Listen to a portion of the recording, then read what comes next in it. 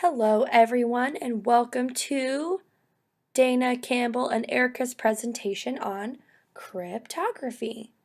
The goal of this presentation is to have fun, learn some things, walk away with more knowledge than you had when you came to this presentation, but most importantly, we want to have a good time.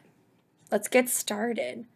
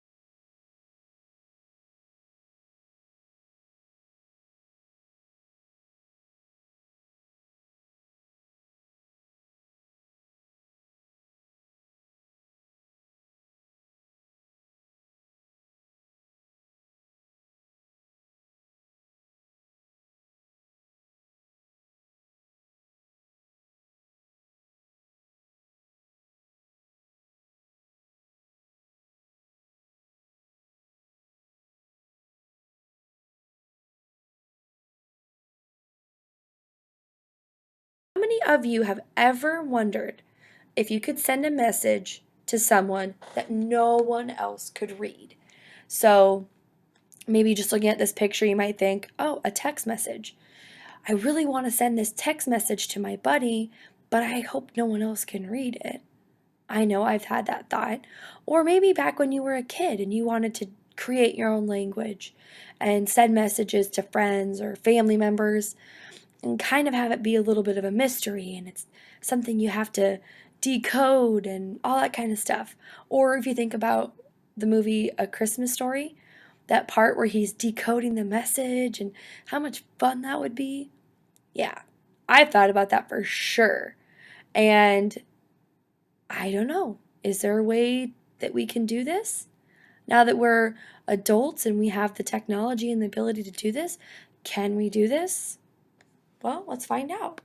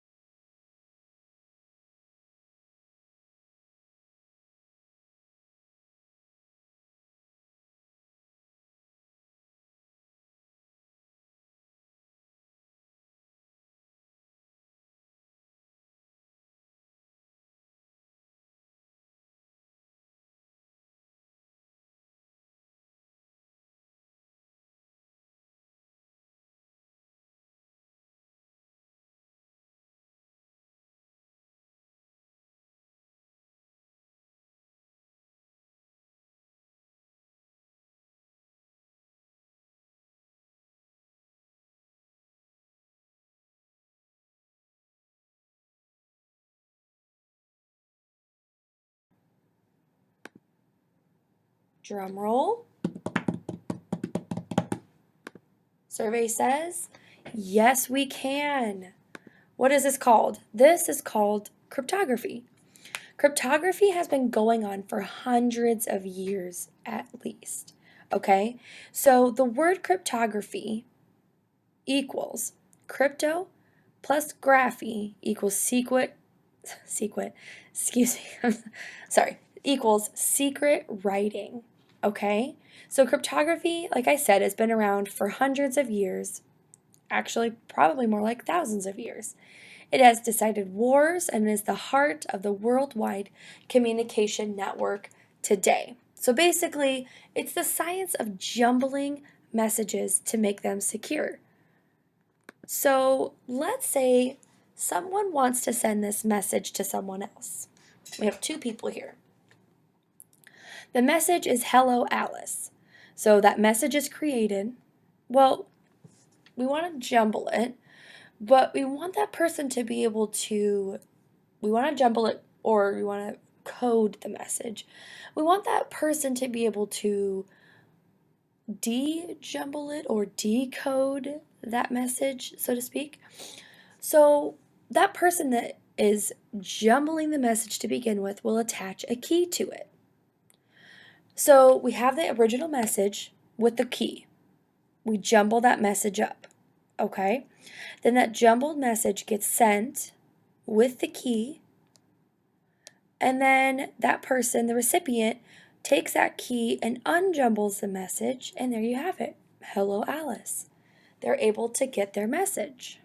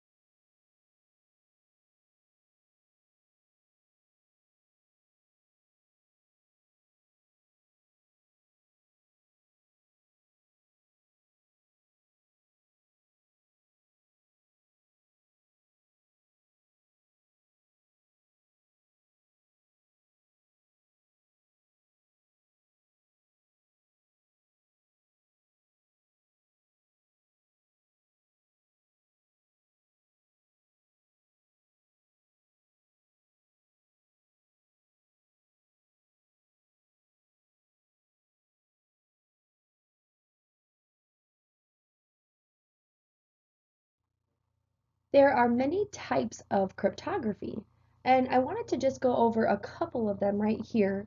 So the first one is called the Caesar cipher. The Caesar cipher is one of the oldest, and actually it's called the Caesar cipher because Julius Caesar used to use it way back in the day. And basically all you do is you're shifting the letters of the alphabet a certain number of times to scramble the message. So normally A would equal 1, but if you wanted to shift the letters, say 3 spaces, your A would be D instead of it being, or yeah, the letter A would become letter D.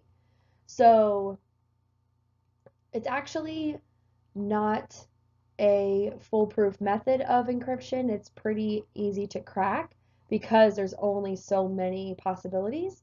With there only being 26 letters of the alphabet, you can try different combinations and be able to decrypt the message quite easily. So it's not the best method of encryption if you want to use that, but it is definitely a simple method that is kind of fun to play around with. The next one I have here is called frequency analysis. This is the idea that every language has its own specific pattern. So basically, no matter what language you're talking about, English, Spanish, French, whatever it may be, there's always a specific pattern that's repeated. For example, the word the in English is used over and over and over again. So if somebody didn't know how to speak our language, they could easily pinpoint that these 3 letters are used information over and over and over again, and they might be using, or it might be forming something simple like the, and then they can figure out what the THE are and kind of go from there, and so on and so forth. So that's a little bit of frequency analysis. Basically, it looks for common letters or words to decode the message. And then the Hill cipher is probably one of the most popular types of cryptography because it can be used on any size matrix concealing a message. So it does have to do with matrix encryption and decryption, but it uses modular arithmetic. It's a little fancier, if you will. So this is used when both coding and decoding the messages, which if you haven't tried modular arithmetic and you would like a good time, check it out. But today, what we're going to actually be showing you is what's called matrix encryption. So we're going to be demonstrating this for you, and this utilizes matrix multiplication and inverse matrices.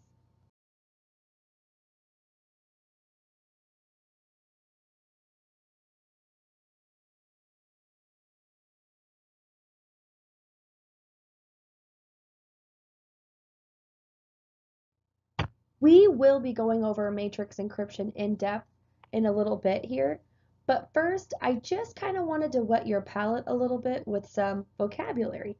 That way when we're going through the steps and everything, you will know exactly what we're talking about. So as I kind of already stated a little bit earlier, cryptography, basically this begins when we abandon physical locks and use ciphers instead. Now what is a cipher, you might ask? A cipher is basically a virtual lock. So it's, in another word, it's a key.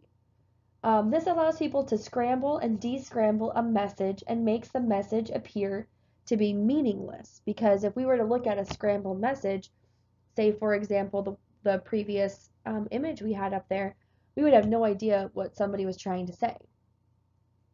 And that's what the cipher allows us to do. It's also used to decode a message, not just encode a message. So encryption is a coded message. Decryption is using a code to open or read the message. Decryption is something that is shared in, the cipher that you use to decode a message is something usually that's shared in advance with somebody, or you allow it to be easily figured out by that person. So for example, if you were to tell somebody that, say for example, you're going to use your Caesar cipher, that somehow you're going to let them know that the number 3 is how many times you shifted the alphabet. That would be part of the decryption part, letting them know what that um, lock is in advance. So a plain text is basically the message or information that's being encrypted. So when you type up that message, hello Alice, or a message you'll see here in a little bit from us, that is what's called your plain text, the message that you're wanting to encode. Pretty simple, right? So just a couple of additional notes here. And regarding the cipher matrix. So in order for a matrix to be used as a cipher to encrypt a message, it must be invertible.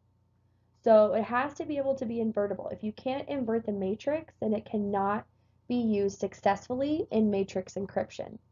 And lastly, a cipher matrix can be as simple as a 3x3 matrix comprised of random integers. Again, both of these have to be true in order for it to be a cipher matrix. So yes, it can be random integers, but you do need to also make sure that it is invertible.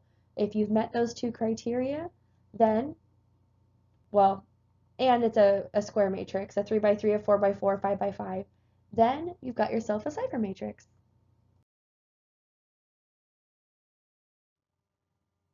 Let us tell you a story of how we used cryptography to save our professor. It was about 6 months ago.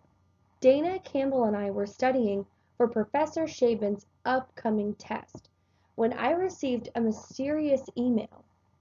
The body of the email contained the following.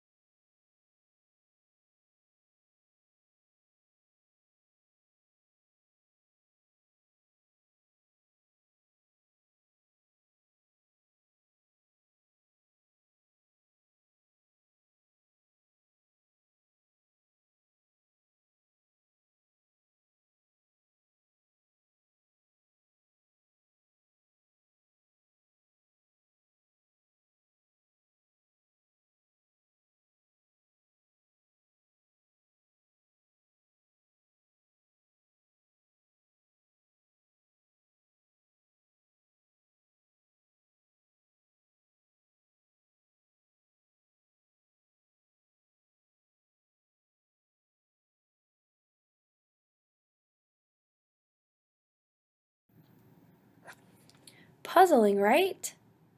What is this supposed to mean? Why would somebody send me matrices? I had no idea what this meant.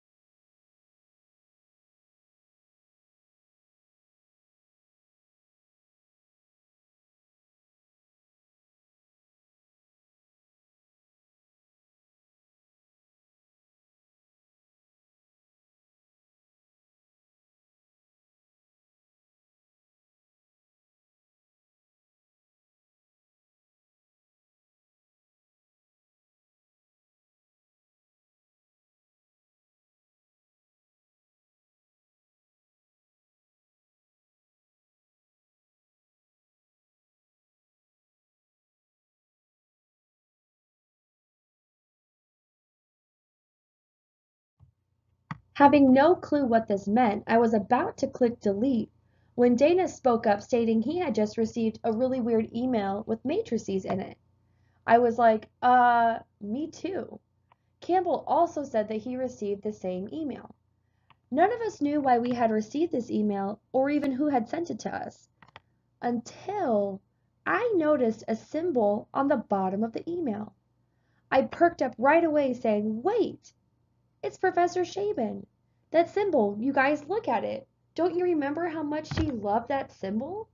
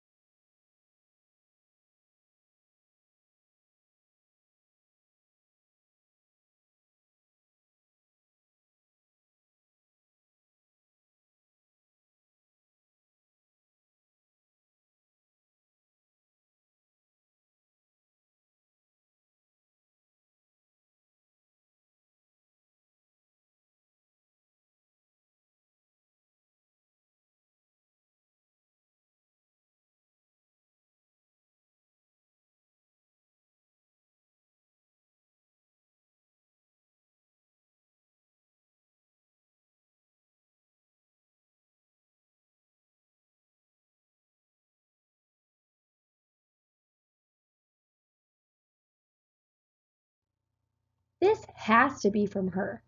Yeah, it makes total sense. These are matrices that we're dealing with. She was our teacher for linear algebra. This is so like her to send us a puzzling email like this. The boys were not exactly convinced. So the next day, I went to her office to tell her we figured out that the email was from her when I realized that she wasn't there. I found out she was actually over in Brazil on an excavation and was a few days overdue coming back. Upon hearing this news, I messaged both Dana and Campbell, filling them in. Dana asked to video chat with us ASAP.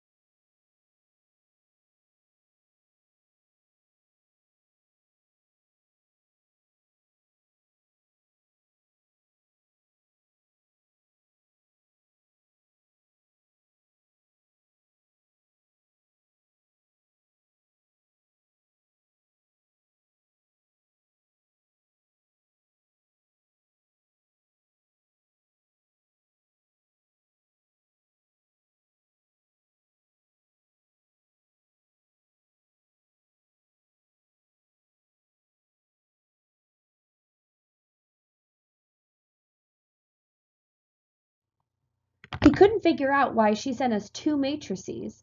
So he did some research and discovered that these matrices were actually a form of cryptography, matrix encryption to be exact. Dana will now tell us how to decode this message.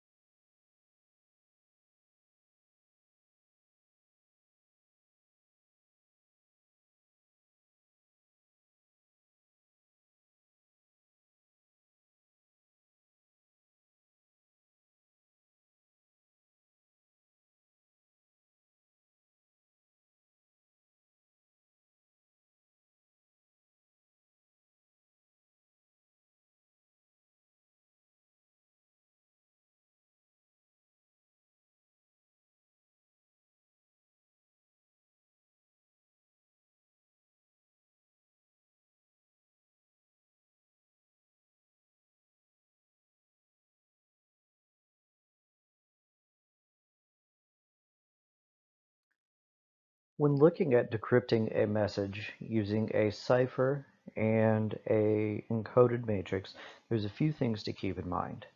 The original cipher matrix must be used. The cipher matrix must be inverted in order to decrypt the encrypted message. The inverted cipher matrix is then multiplied with the encrypted matrix to result in the original, and you can then reduce it back to the original plaintext that was created by the matrix. The plaintext can be found again by taking this product and splitting it back up into separate vectors and then converting the numbers back into their letter forms. Now, from our teacher, this top matrix that you see is the combination of her message and the original cipher. Below, you do see the cipher matrix included. Um, Now, the first step in being able to crack the code would be to find the inverse of the cipher, and then you have to take the product of it and the encoded message, which will result in the original in a numeric form that you can then translate back into a text and be able to read.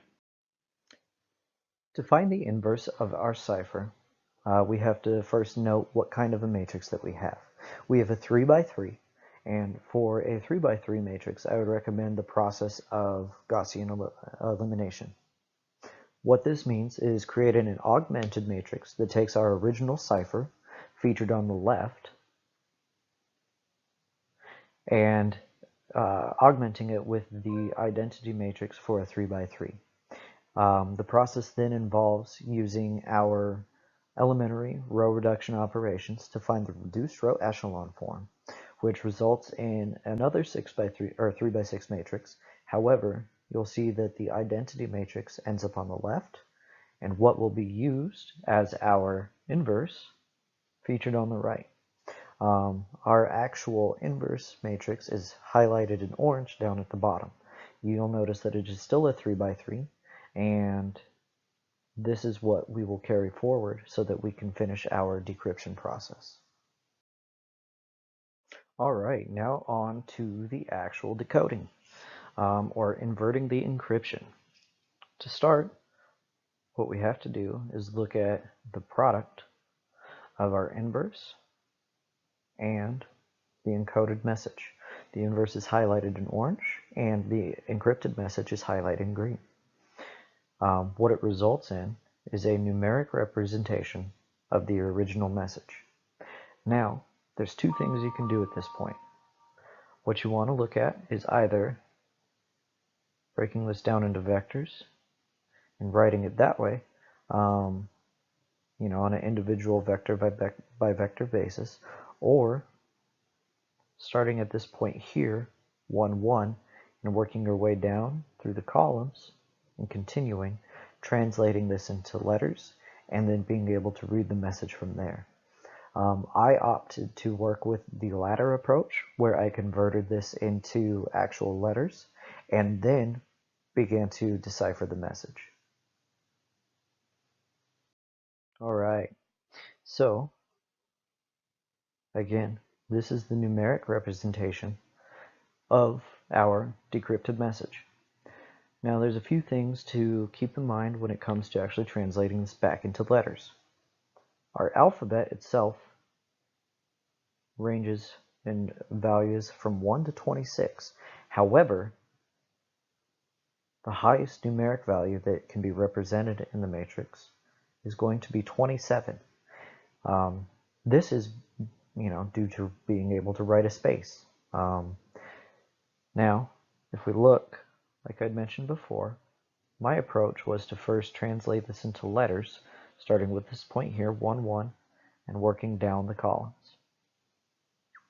This then allows me to look at this in vector form and write it out 3 letters at a time, so on and so forth. After we've completed this process, we find that the original message sent to us by our teacher was "Help, bad storm, by Anori, send help." This is actually a very helpful message because our teacher provided us everything that we might need to mount a rescue mission. We have help, pretty obvious. What happened, a bad storm, a location, buy a nori, which is somewhere down in Brazil, and then send help, which we most certainly will do because we like our teacher. Now, in order to send a message back, we're going to have to re-encrypt a message. We're still going to carry over the original cipher provided by our teacher. However, Campbell's going to give the steps as to being able to take our message back and send it encrypted to our teacher. Oh no, what's that? Our professor is stranded in Brazil? She's trapped by a storm? And she sent us, her last hope, an encrypted message asking for help? And what's that you want to know? Can we send her a message back? Heck yeah, we can. This is, of course, ignoring the fact that our stranded professor used her phone to send us an email instead of perhaps calling rescue services. But we'll ignore that. And also, let's encrypt the message back. We don't want the storm, reading our secret messages, right? Right? Moving on. Of course, being rescued by normal means is far unworthy when you consider you can also accomplish the same thing with linear algebra, right? Right? Anyway, so what is step one of sending a message? Well, that of course is knowing what message you want to send. Let's see, what could we do? There we go. That's a good message. Simple, concise. I like it.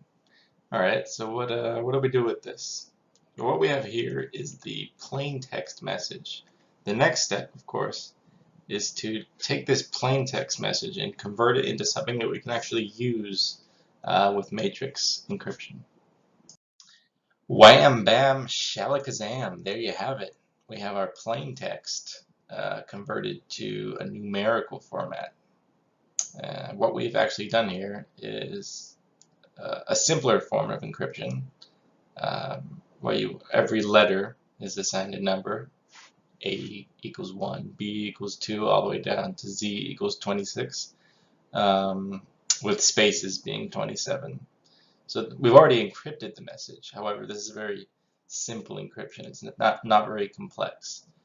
What we're going to do further on now is to make it a more complex encryption by using matrices. Okay, so here we go again with our plain text converted to a numerical format. And what we need to do now is put these numbers into a matrix. And remember, we're gonna use the same cipher matrix that our professor sent us with her original message, and that was a 3 by 3 matrix, which means from matrix multiplication, we want our message matrix to have the same number of rows as that matrix had columns. So that matrix had 3 columns. We want to make sure our matrix has 3 rows. And here's that matrix. You can see how we've distributed the numbers from the numerical plain text. The next step will be to multiply this matrix by the cipher matrix. Alright, so if I really wanted to impress you, I would show you how I do this matrix multiplication by hand, step by step. But I don't know if you remember the last time you did a 3 by 9 matrix multiplication by hand, but I'm not going to put either of us through that pain. So here's what you get when you multiply these two matrices. So here it is, our final encrypted message using matrix encryption. I think straight away you can see this is a far more secure or stronger encryption than the simple replacement method we used before we multiplied it by the cipher matrix. With that one, the first one, you could pretty easily make out what the encryption was just by looking at it. You can see the spaces and perhaps the Oh, this is just 1 through 27. Let me count the numbers in the alphabet. Oh, there we go. But with the newly matrix encrypted message, you kind of need the cipher to decrypt this. You're not gonna just look at it and make out what the message says without that key. So if our professor wanted to go ahead and decrypt this message, all she would have to do is take the inverse of the matrix cipher, just like Dana did before, and multiply it by the encrypted message. And out pops the stay put, help is on the way message. And then she knows she's going to be safe. She's going to be all right. So yeah, let me just pop this message in an email and send. There we go. We just saved our professor. Well, I guess not. I guess sending the message isn't going to save her. We also actually need to, call some help. So let me just get on my phone really quick. Hello, yes, Domino's. Do you guys deliver to Brazil? Oh, and are you all? So after sending her the message and contacting the authorities, Professor Shaven was found and brought home safe and sound. Yay! And just in case you're wondering, because I know that you're all on the edge of your seats, she gave us all A's on our tests. Yay! Hip hip hooray! This is one story and one example of the use of cryptography. And if any of you are lucky enough to have this story happen to you, now you know how you can use cryptography to save someone's life.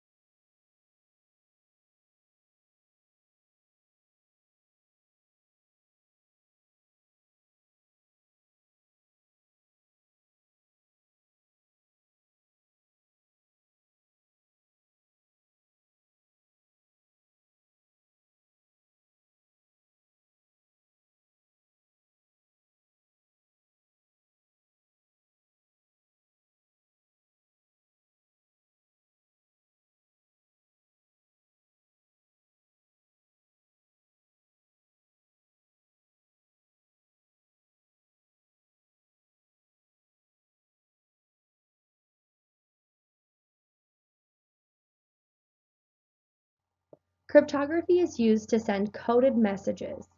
As long as the recipient has the key, the message will be passed along securely and successfully. Thank you for watching, and we hope you enjoyed.